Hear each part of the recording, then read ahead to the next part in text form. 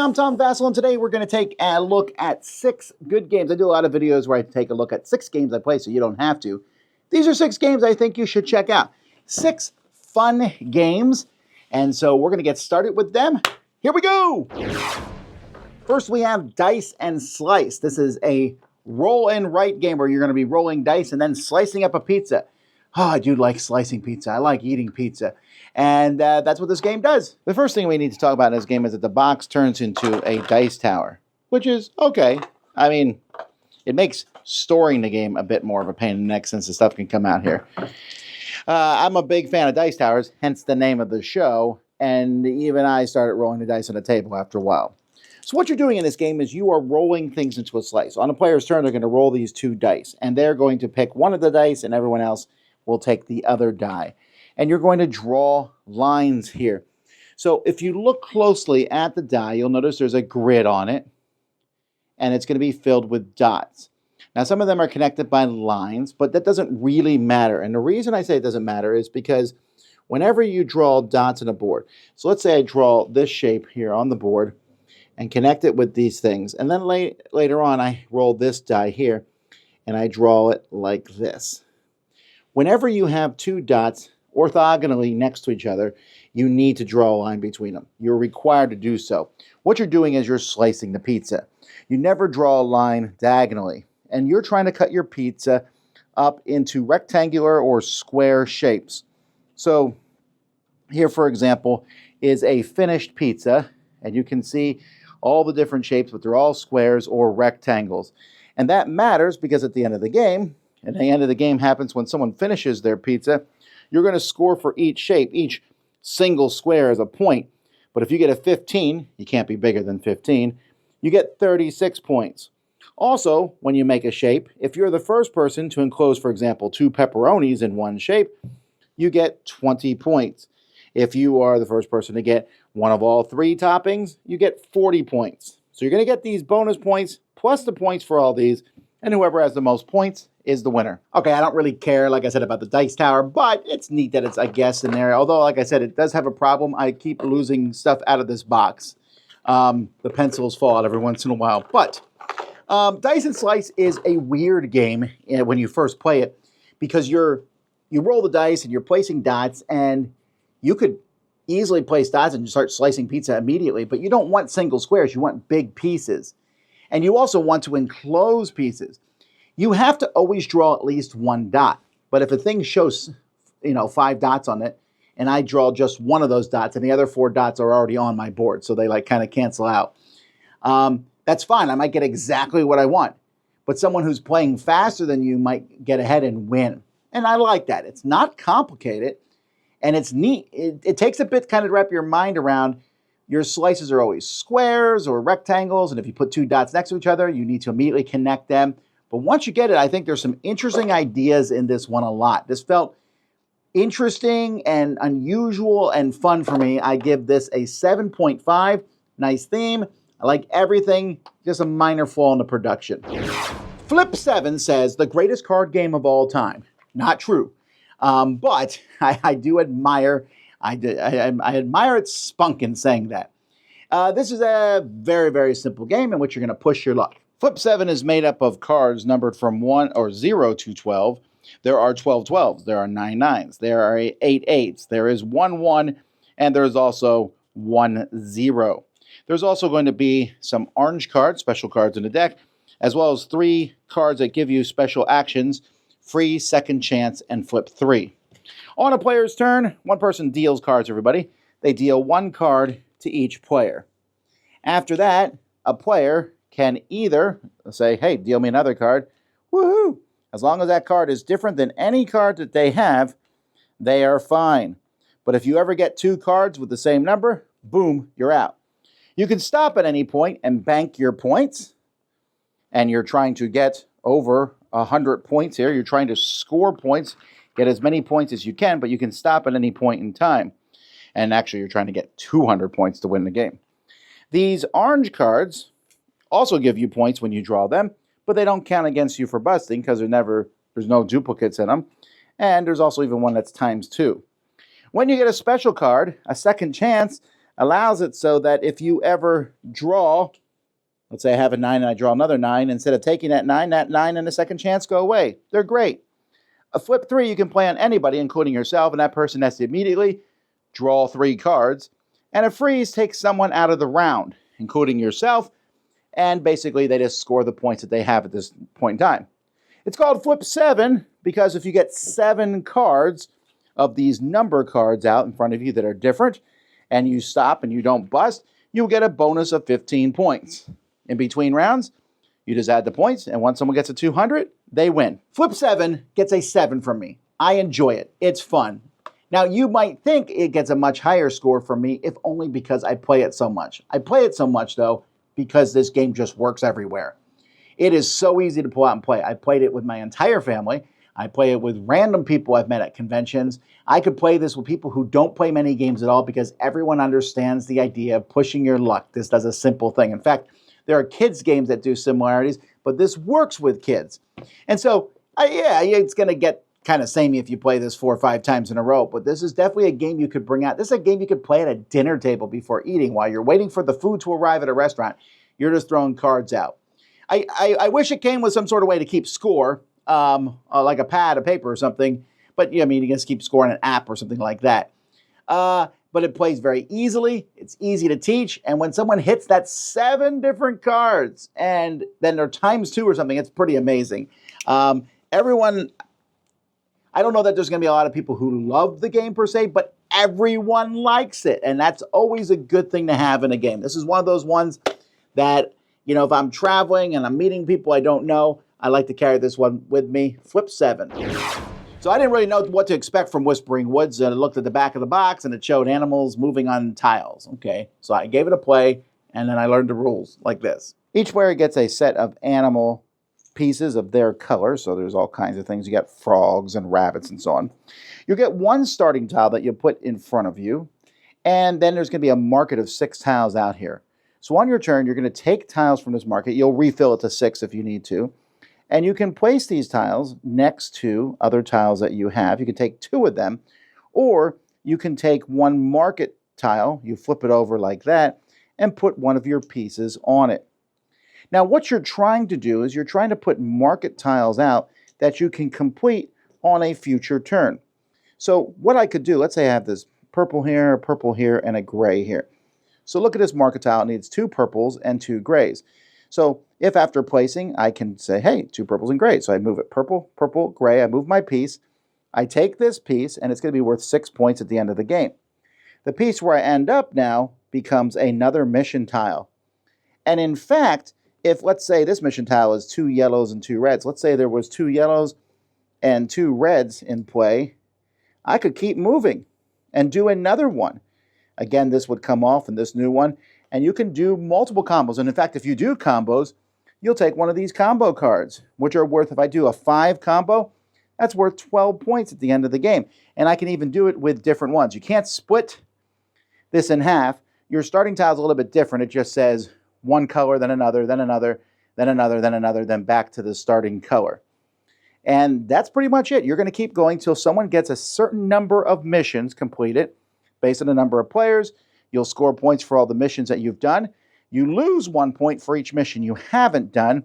You get points for your bonus cards, and whoever has the most points is the winner. Whispering Woods is a game that kind of surprised me. I want to give a shout out to the components. Those tiles in the game are very thick, and I really like the artwork in this game. Of course I do. It's Weberson Santiago. He's fantastic.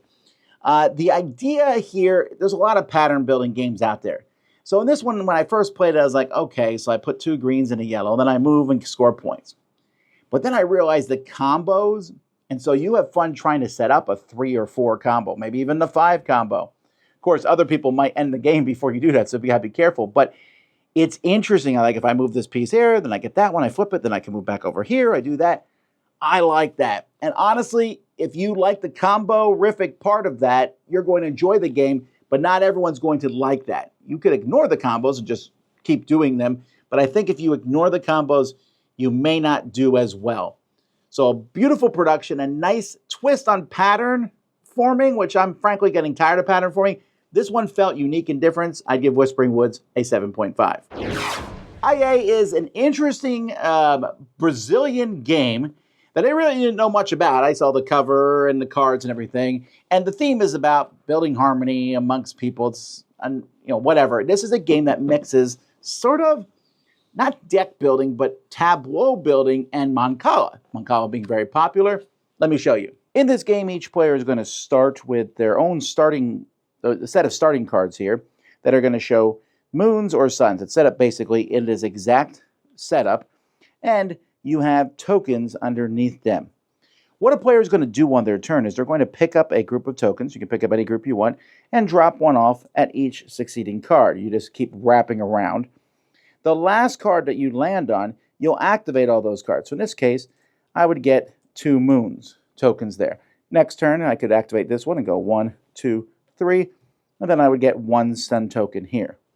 Now, you can spend tokens to buy cards, and you'll see there's more cards that can be bought up here. Masks at the top cost 5 of whatever, but they also are going to cost, they're going to give you bonus points at the end of the game for various things. Like this one gives you points for each column you have with 4 cards in it.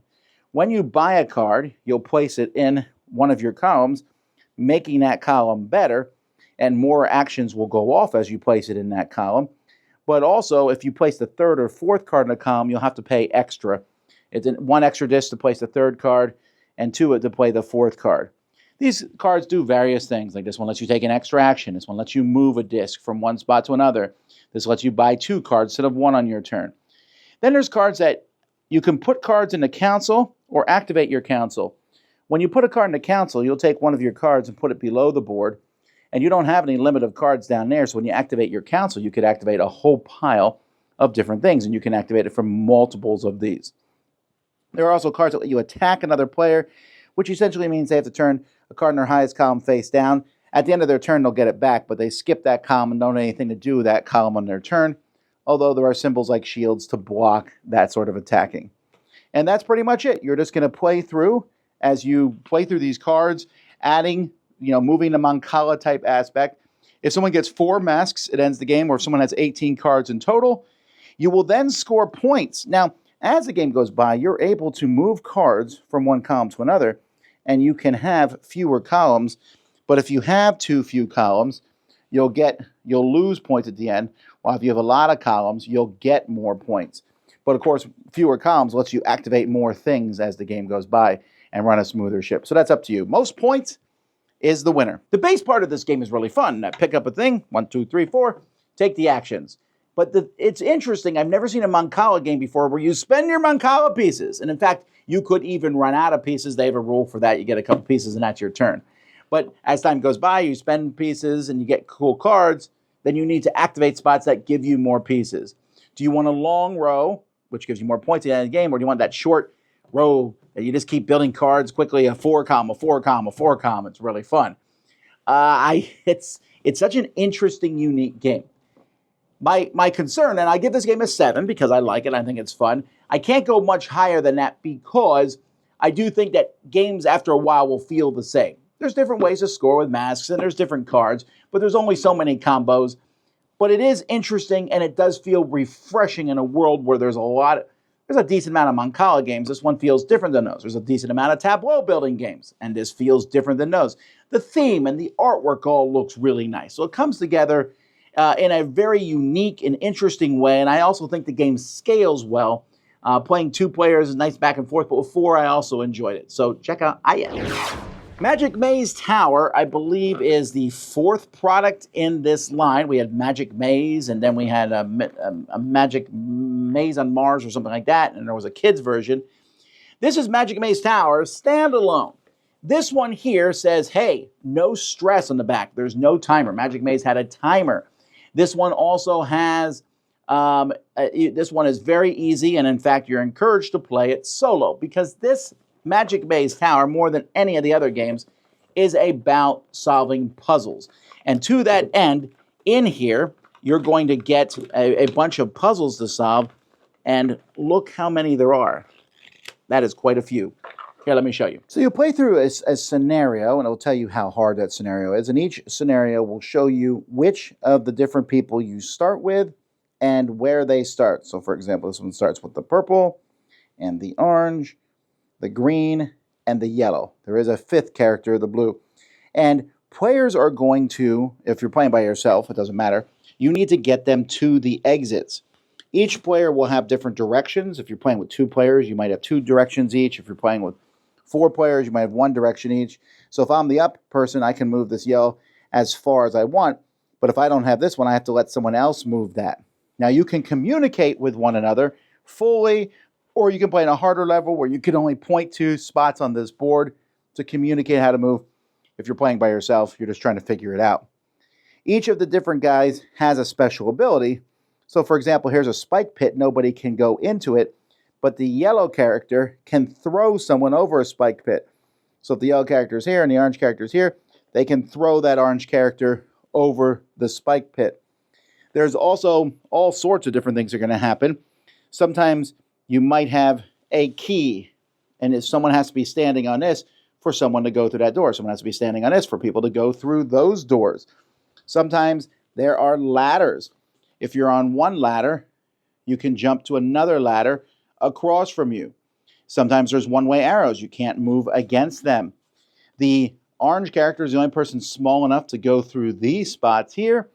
The ranger can jump over somebody. So if he's here, he can jump over to the other side. And the purple, if there's a spot on the board, can teleport. The blue piece is a new piece here. And the blue piece can never actually move. What they can do is, let's say the blue piece is there, they can move to a spot that's directly next to another piece. So they can move here, they can move there, they can move there. And so you have to figure out how to get them in. In fact, this is a new piece that's not available in the original Magic Maze. So they come with 2 tiles for the Magic Maze original game.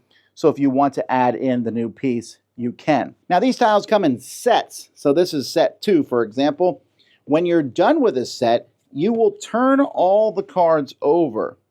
And you're going to make, there's like a little picture here in the middle. And you're going to put these together. And finding how that picture goes together was not as simple as I thought. Here we go. It looks like that's the way the goblin goes together. And now you have a big 4 thing that you can go through. And in fact, some of them fit together to make an 8 size grid to go through. The good news about these is they have spots where you can rotate pieces. And on some of the big ones with 8, you have ones that will let you slide a piece around. I played both, and these are obviously more complicated and take longer to do. The game comes with some tutorial. I think there's 6 of the tutorial missions to go through. I played through, I think, 20 different puzzles on this now, and they obviously get progressively harder. The new character, the little blue mage, I think she's called the mage, Little Sister, sorry. Little Sister is her name. She's hard to move because she doesn't move. You have to jump her next to someone else, although you can use her very powerfully. I think the puzzles in here are very fun. I'm giving this a 7.5. I think I like this best with solo or with 2. With multiple people, it's just kind of... So Magic Maze is fun because you're flipping a timer and there's no communication and it's a little chaotic and everything. This is a puzzle. Why make it 4 players where we can't communicate? They say no stress.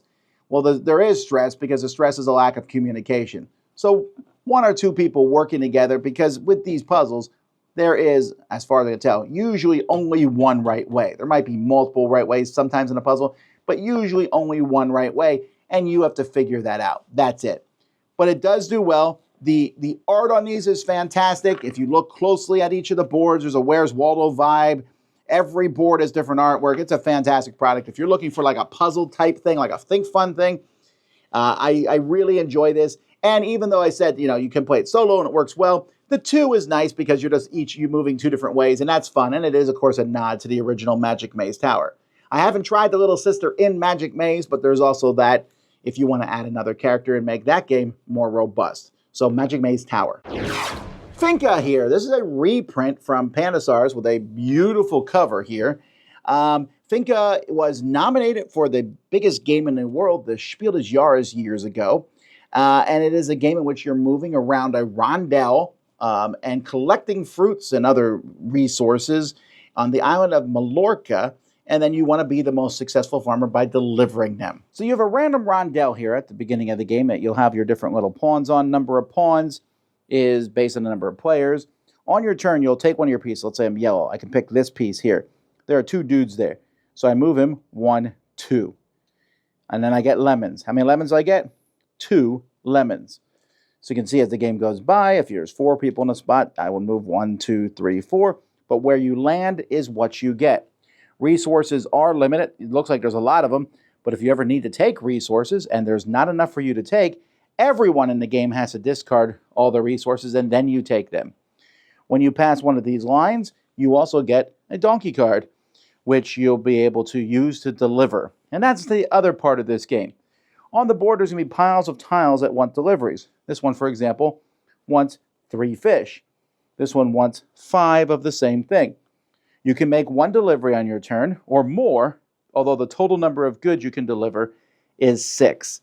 So I could deliver this 3 tile, this 1 tile, and that would be it because there's no tile that's worth 2. If I deliver the 6 tile, that's all I deliver. When you deliver it, you return those things to basically the bank.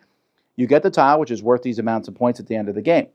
If you take the last tile from a spot, we evaluate this and we see who has the most of that resource on the tiles that they've delivered, and that person will get this tile, which is worth points at the end of the game also. And we then put a finca there.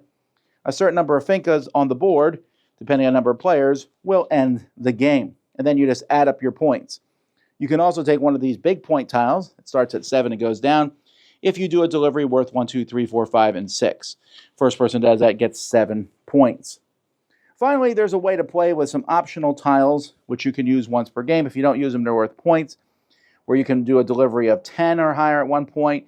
You can move on a rondel twice, etc. That's how you play. This is a nice reprint. It's not maybe as good as the original one. I think they're about equal. I mean, the artwork obviously here is better. Vincent Dutray, he does the art here, although it almost feels like his artwork is wasted. It's a great cover. The board itself, I don't really notice his artwork as much. The pieces are cool. They're different wooden pieces of the various types. And it's essentially the same as the original game. I like the original game. I like this one. This is a relaxing game. You're moving around the rondel. You turn stuff in. You finish it. The island is just kind of a placeholder. You can turn stuff into anything. There's no movement. It's not really a pick up and deliver game. I mean, you are picking up and you are delivering, but it's more pick up and pay type game. I will always play with the 4 special tiles. They add a little bit of strategy of when you're going to use each one, or if you don't use them to keep the extra points at the end. It can play up to 5 players, although I think it's probably best with 3 or 4. But it's nice, it's smooth. I like everyone's going to like that Mancala. I pick this guy up, move him 3 spaces, and I get 2 lemons. I move this guy 1 space, and I get 4 fish. That works well. It's easy. You're trying to collect stuff. And it has just a hint of meanness where I might take a resource because I noticed that there's almost none left, and everyone has to put them back. But it's not so much mean as it just keeps people from hoarding, really. And then, of course, moving around, getting the donkeys, using them to deliver. Simple, easy. I can teach this one in 5 minutes almost. Easy to play, which, of course, is why it was nominated for the Spielsjahr. So a lot of fun. A 7 out of 10, Finca. And there you go, folks. I noticed these are all kind of the same size. They got fairly close to the same ratings, but they all feel very different. You should check them out, really. Give them a try. Anyway, I'm Tom Vasel, and you've been watching The Dice Tower.